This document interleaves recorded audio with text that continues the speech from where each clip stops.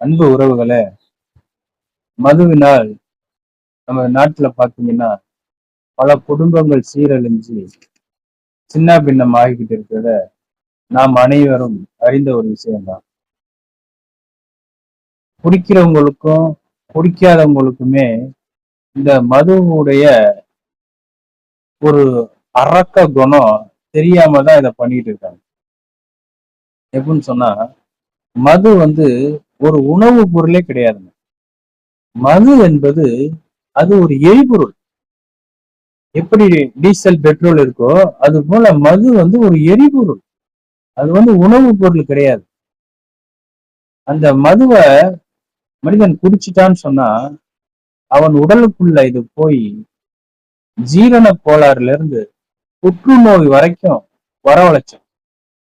அது மட்டும் இல்லைங்க, இந்த மது மனித உடலுக்குள்ள போனதுக்கு பிறகு ரெண்டு விஷயம் இருக்குங்க.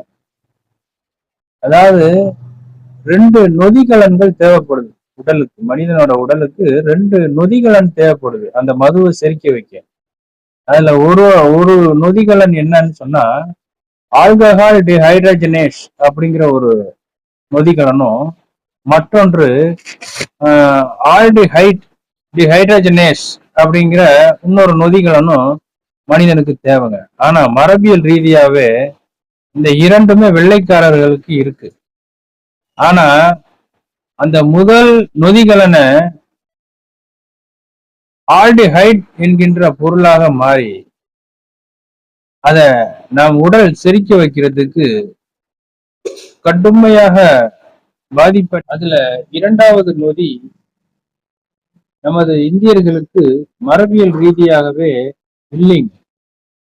அந்த முதல் நொதி மதுவை ஆல்டிஹைட் என்ற பொருளாக நம் உடலுக்குள்ள மாறி அதை செரிக்க இயலாம இந்தியர்களின் கல்லீரல் மிக மோசமாக பாதிப்படைகிறது.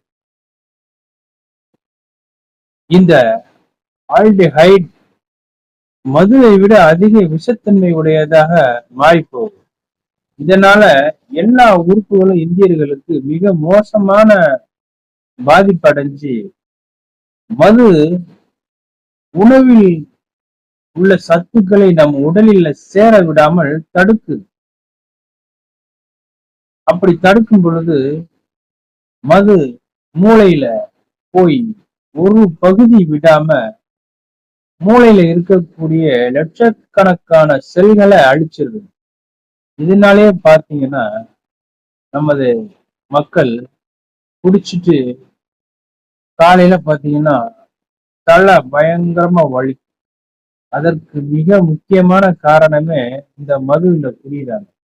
இது இரவு நேர மூளைக்கு போய் அப்படியே நம்ம மூளைய எப்படி கொத்து பரோட்டா போட்டா எப்படி சின்ன பின்னமா போகுமோ அந்த பரோட்டா, அது மாதிரி நம்ம மூளைக்குள்ள போய் அங்க இருக்கக்கூடிய லட்சக்கணக்கான செல்களை அழிச்சிரும்.